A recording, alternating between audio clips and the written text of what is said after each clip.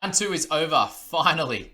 Good news is we get to reset and repair our teams heading into round three. There's a lot going on with plenty of HIAs. We'll be waiting for them to get through. Hopefully they can get through their 7-day turnaround if they have one.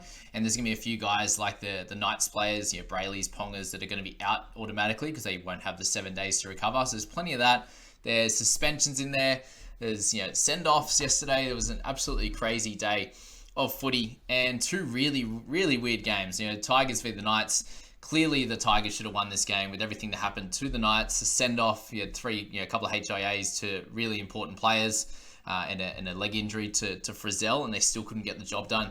Guys, if you haven't checked out Rugby League Guru's podcast, his live reaction to the Tommy Talau situation with Hastings and also David Clemmer, check that out.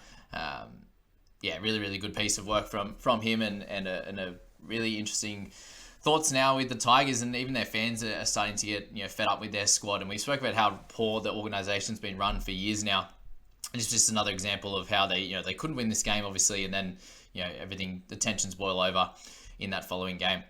But a lot of messages, guys, people saying, it is super frustrating. I know I've complained a lot this round with all the stuff that's been happening, but a lot of people saying, really, really frustrated about all the months of prep and getting ready for this season, and then it's kind of done in the first few rounds. And look, I completely understand that. A lot of people really upset and stuff like that as well. Just I think it's important to have a bit of perspective with it. A lot of these things we couldn't actually control. Yes, you could have changed a player here or there, made a certain trade this week, but you don't know what's going to happen out in that field. A lot of it is going to be luck, especially with the HIAs. Guys making dumb decisions. We saw a lot of that this week with guys like Drinky, for example. We're basing a lot of this off stats and how they look in the trials and how they look in the first game and now the second game. And, we'll all try our best to get things right. Some things will get perfect and you skip out on a guy that's a trap. Sometimes you go for a guy you think has some improvement and, he happens to come out and get an injury or something like that. You're playing a matchup as well. That's something I'm probably going to look to avoid over this, first bunch of weeks now is matchup basis, because, the Tigers should have clearly won this game before they even had all the issues with the Knights players. And then once that happened, they should have absolutely smashed this one. They didn't. There were a lot of upsets over the weekend as well. This second game with the Dragons as well was a crazy one as well. But I think it's important to have a bit of perspective, guys. Best thing you can do now is go, okay, this is where I'm ranked after round two. Let's try and claw our way back and make as many correct decisions as we can. Just remember, it's a super long season. It's 27 rounds, so we're only two down. If you're having, just say your points aren't incredible at the start, if you've got some good cash generation from a bunch of your cash cows there, which, my team has been pretty poor. I selected the wrong center as well this week, but a lot of my guys are still making a fair bit of cash. So really happy with how that's looking with guys like Preston bringing Cartwright this week.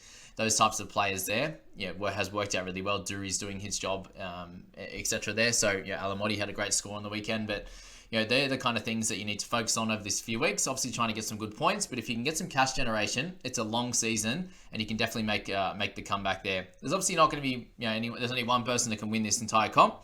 So really, the goal for you should be to obviously win your head-to-head matchups against your friends, win overall against your mates, and obviously if you're guys in the private group, trying to win those weekly prizes as well. But again, just a perspective shift there. Unfortunately, I've got one of my friends who was in a car crash about a month ago, and he's in an induced coma now, fighting for his life. So there's a lot bigger things out there than fantasy. As much as we all, personally, I get frustrated with this. It is part of my job now to to spend a lot of time on this. So it frustrates me. I know it frustrates you guys, but just get out there, try your best. It's all going to be frustrating, but none of the rounds are going to be as bad as this. So get back on the horse. Give it a crack, learn and have some fun along the way, because I know I didn't enjoy that round for the most part. I enjoyed a couple of the games in terms of fantasy, for example, but hopefully we can get back on the horse. And again, thanks for that, guys, and appreciate you guys watching all of these videos. If you haven't come back and checked the Thursday, Friday, and Saturday wrap, there's so much information in there, guys. You should find a deep dive into all the relevant players in these videos, and then a bit of a decision on buy, risk it, hold, sell in them and the team list and stuff like that. So these are the really important videos for you to get through. So thanks for that again. All right, Tigers v Knights. Let's get into this game, and just an absolute shocker from the Tigs. It started poorly with guys like Tommy Talau. He had a couple of good runs, had a couple of missed tackles, put a couple of hits on. Again, that bounce off, which they're giving as a missed tackle. Even if you hit them good, If you separate yourself, you hit them and they go to the ground and someone else finishes off the tackle, that's a missed tackle, that kind of stuff. And then obviously the try scoring opportunity, which he was pretty much going to fall over. Hastings comes over, is playing for the ball, completely fair. Obviously gets him in the head, he drops the ball. It flies out the back, and here's me thinking, he's just thrown it over the back for a nice offload for Kapawa there, and it wasn't to be. So, gets the head knock, goes off. So, again, I end up playing Tommy Talau over Alamotti for that reason, just I thought that he would have some try scoring opportunities against the Knights. He did, and unfortunately wasn't able to take that one. If he scores that, he's up to about a 20, and there's 10 minutes left, 15 minutes left in the first half, and you can go towards that 40 mark, which is what I was thinking, that he would have a try scoring opportunity or two, or a try assist to Nofaluma on Dewey's side, which makes complete sense. And Alamotti wasn't going to get the opportunities, but we know whose base is better. Alamotti. We didn't expect the Dogs to come out and smash them either. So again, even we make the mistakes with matchups like that sometimes. You look at Alamotti in hindsight, it's like, he has much better base. He obviously didn't last week because the Dogs were poor, and I was expecting them to be poor again, but wasn't to be. Anywho, in terms of scoring now, so we got Dom Young with a nice double, but again, not a super good option, guys. This Knights team really, really good on the weekend with how all the issues they had, but they're gonna have a couple of guys out again this week. So once they come up against a harder side, the opportunities are going to be less for someone like Dom for sure. Lukey Brooks, he had a good fantasy game. Obviously, wasn't able to help them win in the end, but a nice line break and plenty of run meters. For a couple of false dropouts, a couple of turnover tackles, and a 40-20. So did a lot in this game to try and help them win. Just didn't happen for him, but a good score. Again, not really relevant. Coruscant, for those that held on to him, he got a 54, but not something you're going to expect every week from him. Minutes wise were much higher than we thought. Simkin obviously got smacked and had to go off when Saifidi smashed him. So not good there. Twali, 2 big scores in a row. They're playing him for pretty big minutes in that sort of 10 to 13 role, with Offengawi playing less minutes this week, which was annoying for anyone who owns him. But Frizzell was someone who was absolutely killing it at 53 in his 49 minutes, and showed what he can do. Like, he had an absolute shocker last week, getting the head injury and going off. This week he gets injured. So again, this is a pick there in the preseason where you look at that and go, amazing. Like, he's someone that's a little bit undervalued. We know what he can score when he gets the good minutes and in a solid side, running off a good halfback. And he obviously got plenty of run meters in that 49 minutes to 77. Good tackles, couple of turnover tackles there, which is something he can do. And the try saver.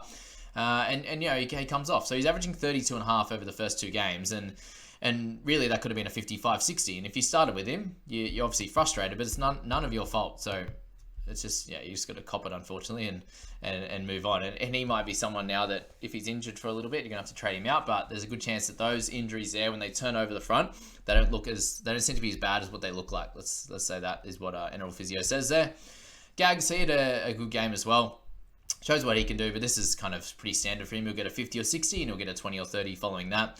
Stefano came out and ended up scoring a 52. He snuck that try. It looked like a bit of a double movement, but is what it is. If you own him, you're happy with that. 40 tackles, which was nice. So in that 58 minutes was great. 134 meters.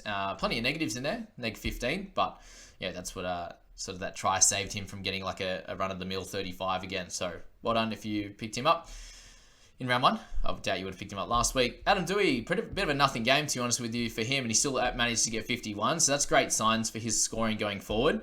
Priced in that mid-50s when he first started this year, we get him at a 57.5 in a game where they played terrible. So that's obviously the worry, is that how bad the Tigers are, but the positive there is he has to do a lot for them to do well. So if he can run 135 meters every game, he obviously knows there's going to be tackle breaks and offloads as part of that, and then any attacking stats here, and he goes into those 60s. So that 51 is awesome. He should be in the majority of teams, I'd say.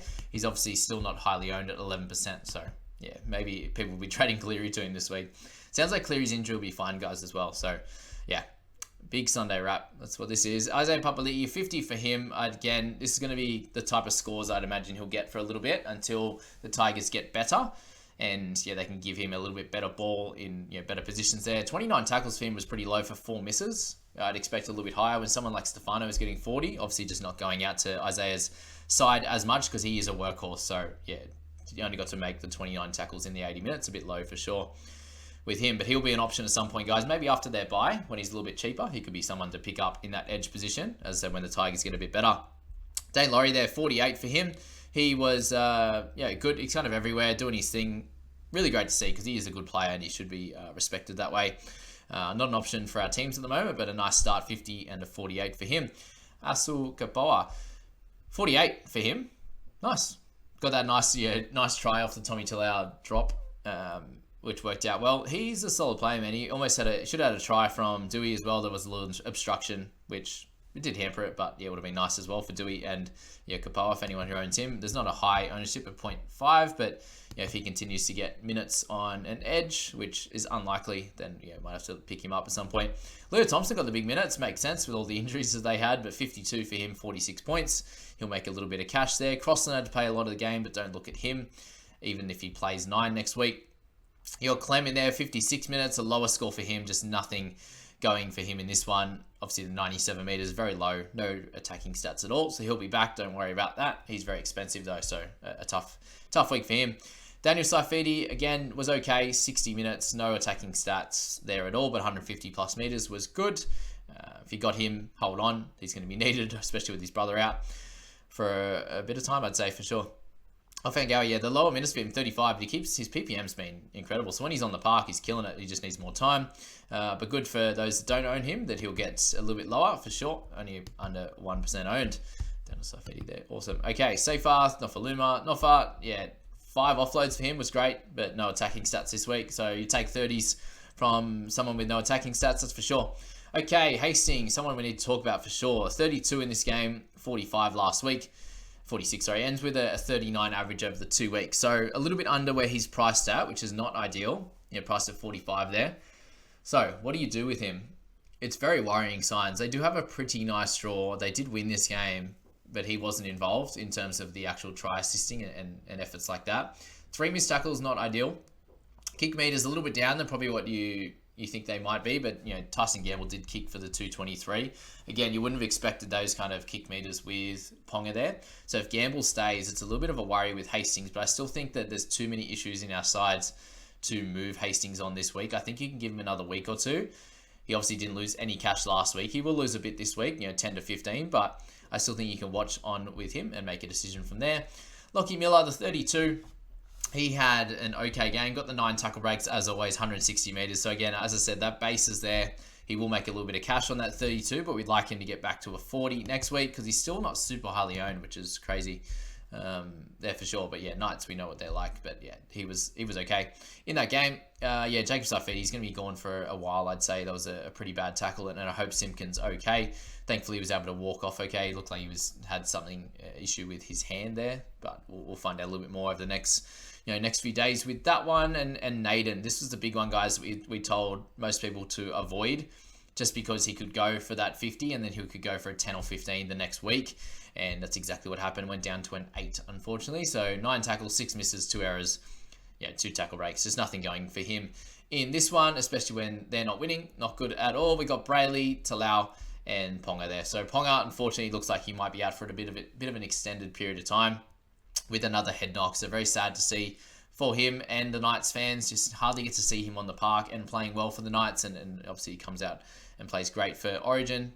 So I hope that he's okay though, because that's a lot of concussions, and if he gets another 1 or 2 in the next bit, he could be in a bit of trouble, which is not what we want. We want him to live a good life, that's for sure.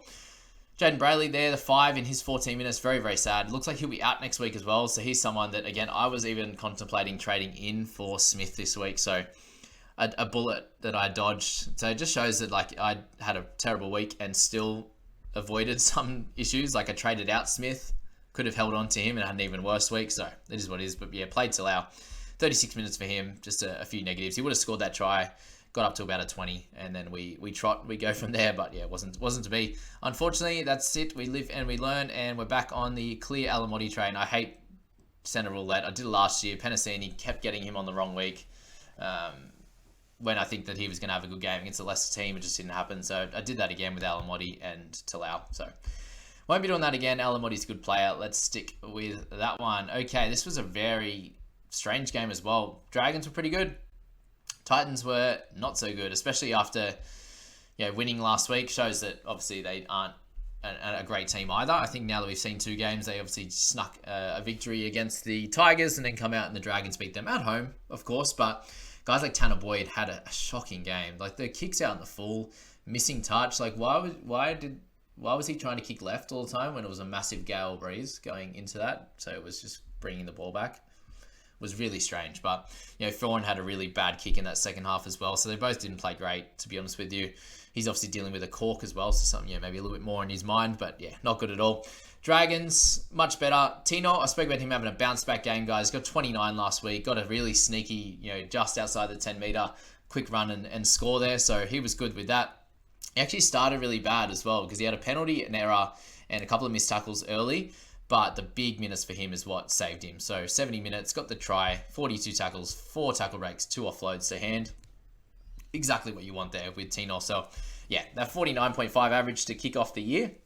Not great, but if you traded him, it's even worse. So this is why you hold on to these guns there, guys, is that, with him, he needs to play big minutes. Otherwise, his team's not going to go as good. So he was really important for this one, and he will be fine. Jacob Little, can he get the big minutes? Because if he can, I think he's a really, really good player, guys. He has tackle breaks in his game. He has offloads. He has run meters, which is awesome. Tackles are sort of okay for him. He's in that 30s cover range normally in 80 minutes and got the try and the line break assist there. So Little, he's a sneaky one. Those that started with him did really well. There's only 0.1% because they had a bye. Obviously, a lot of these Dragons guys are going to be low, apart from Sloan and Ben Murdoch-Masila. A great game from Blake Laurie there. Snuck the try off Jack Bird, and we'll speak about Jack in a sec, but he was really, really good and exactly what they need, this team. A really nice lock that can ball play, run hard, it can ball play, run to line, and do great work there. Bit of mongrel as well, obviously Birdie, and that's why he's so good for any side that he plays for. They need that type of guy. Dave Fafita, 63 for him without doing a lot is very exciting. So no tries in there, no line breaks, just 7 tackle breaks, 3 offloads. And, base was pretty solid. Got him over 30 tackles, which is nice. 114 meters. Anytime he gets over 100 meters, guys, he's going to make tackle breaks. He's going to make offloads. So him on that left with Kieran Foran is an absolute goldmine, and he's going to be great. For the entirety of the year, I'd say he's going to be much more consistent. If he can have games like this where no attacking stats happen, then it's absolute gold. So well done to him. Benny Hunt, 59, so a game where he did everything, and missed tackles were a lot lower, only 10 in the negative side. When he has a 10 negative game or less, he's an absolute superstar, but you'll have games where he has sort of 8, 9 missed tackles, and when the Dragons aren't going so well, and that will be more regular than playing the Titans. So Titans probably a bottom side at the moment. They need to sort their shit out, that's for sure. All right, Ravalawa, 59. He has these games like this for sure. Birdie, we need to speak about him. 52 in his time on the park. 47 minutes was low. That was kind of the main thing I mentioned last week, was that he's coming back from an injury straight into this side. Could be ready to go, but could be managed minutes. And at the start, he was 14 in 24 minutes with 5 missed tackles they had him. So he ended up with 4. So they fixed that up. So let's say 4 missed tackles in that first half there. And then, came on obviously with 23 minutes to go.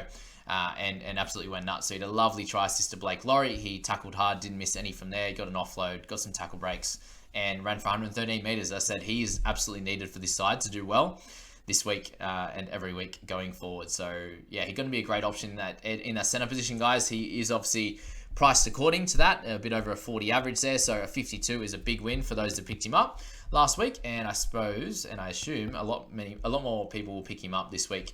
All right, Sloan. So he had a really nice game, guys. Really happy for him. Obviously a guy that's fighting for his spot week to week, and that was awesome. That lovely try where he just came out of nowhere. The awareness to show and Hunt to know that he's coming and wait, bang, hit him there. I hope Hunt really helps him out and gives him lots of opportunity, because there was only one error in this game, which is absolutely awesome. So very happy for Sloan. Very happy for those that used him as a loop option. He obviously scored better than Ben Murdoch-Masila in this one, who I actually think looked pretty good as well, in amongst getting some cramps and bits and pieces like that. So, Sloaney, well done if you picked him up. He's obviously going to be an okay option in that wing fullback position. But what we obviously look at is their opponents from here on not being as bad as what the Titans were, for sure. So just be aware of that if you're looking to pick him up. 42 every week, I doubt. I wouldn't be having 2 line breaks, a try assist and a try week to week, and I expect more negatives from him as well. So that's that. But we see how guys change year to year. Obviously, we need to see it before we believe it. That's for sure with him. Sully had a good game. Brimson, guys, he is so electric, man. for him to only get 40 in this game is a bit criminal. Obviously, they didn't play very well, but he was great. 140 minutes, only 6 tackle breaks. Looked like he got that in the first half alone. Line break and try assist there, line break assist. So it did everything he could to help this team out, but they kind of shot themselves in the foot a lot, especially with those kicks out in the full, the errors and the like there. Verrills unfortunately copped a bit of a knock to the neck, so that's why he went off, but he was looking good in his 49 minutes, got the try. Obviously the 4 missed tackles and the only running was really that try. So that's that with Verrills. If you own him, I hope he's going to be okay. There's a 1.4%. Should be okay from there. We'll find out over the week as well and make decisions on him there. Okay, Aaron Clark, we've got him at 34. So 44 minutes for him is not great. Hopefully for him and his sake, there's obviously not a large deal of people that picked him up in the end, which is good, but we get him at a cheaper price. And after their bye, we can look to maybe pick him up around that 500k mark if he's not getting minutes, and then hopefully he gets into a 50-55 type of role and does a bit of a job. Zane Musgrove did a good job, guys. He's always been a guy with talent, and showed that last night with a nice offload for getting close to help them with the try, actually, which was good. Stimson, not his best game, let's be honest. He had neg 13 there with penalties, inside 10s. He had some missed tackles there. 5 tackle breaks was good when he got the ball. He actually looks fitter than previous years, so that's good. But 32. Not ideal. It stunts his growth a little bit.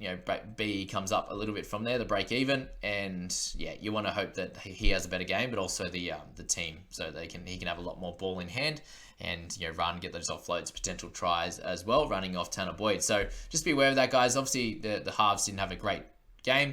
The whole team didn't have a great game, and that's why most of them didn't score very well. And we haven't spoken about guys like Boyd yet in terms of their scoring. Camper and Randall was on the bench as well for Verrills, so shows that either Verrills is going to go to the middle, or it's just they're going to have a split time anyway. Camperera, guys, 26, so an improvement on that. His break even isn't going to be through the roof anymore, so that's good. He's almost back to where he's priced at. An average of 16 is what he's priced at. He's averaging 13 now. He had an improved game, but still had 3 errors in there, so a try was nice. He almost had a second one. He stepped his foot on the line, so he's obviously a talent, guys, and we need the Titans to be better for him to do well. I wouldn't be playing him week to week, but he's there. Going to do a job. Tanner, we just spoke about him. Not good at all there. We had neg 16 there for him with the 4 missed tackles, 3 errors and a penalty, so not good at all. He didn't have any kick meters that were counted in the second half. He was at 228 at half and had no improvement there. Didn't run the ball at all in the second half. He basically scored 5 points. So 20 at halftime or 19 at halftime, and then it all went downhill from there. So hopefully he gets another chance this week. Otherwise, I am cooked because I traded out Smith and I've only got him as hooker. But we'll work that out this week. We might have to do some big trades. But Tanner there, hopefully he gets his chance again. They obviously brought in Jaden Campbell right at the end to get some time. And hopefully Tanner can brush that off and come back and have a better game. That's for sure. Because we need him to. That's having picked him at 482, he could be out skis very soon. He could be one of those guys that you move on if you have some cover or if you're trading him for some cover. Murdoch-Masila, I think he actually played well, guys. He looked damaging when he had the ball in hand. They didn't go left as much when they had the ball, and didn't go left that much when Titans didn't go right very much for him to tackle, because he played 71 minutes and made 12 tackles. He did miss 2, which was normal, whatever. But only 12 tackles on that side is not good. So that will go up, but we really looked to see his attacking prowess, and a few times he got close to scoring. He was dealing with cramps, sort of 45, 50 minutes in, which is not good.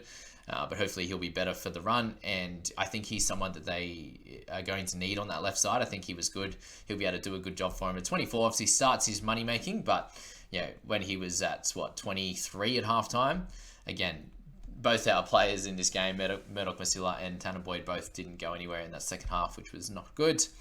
Moving down the line, guys like Sam McIntyre getting that edge, sort of cover spot, which is low minutes, obviously. Jaden Campbell getting 18 minutes there, so he came on a little bit earlier, and then they hooked Boydie there, which is not good at all. But that's the Sunday wrap, guys. Let me know how your team ended up. As I said, go back and check each of these videos Thursday, Friday, Saturday, and Sunday before we get to team list this week. If you can do that as your study for next week, I think that's going to answer a lot of the questions. I'm not able to get to every single one in the comments there, guys, but if you can go back and check those, I would really appreciate that. And as I said, just check out your perspective on where this is at. I know it's super frustrating, but it is just a game, and we'd all like to go great, but luck is a big factor here, and those that are in the top 1,000 or so have ended up with a good chunk of luck this week. It's a long season. I know I'm going to claw myself back. I won't be sitting this low in the ranks which we'll go through in the round results later today. But see you guys. Have a good one.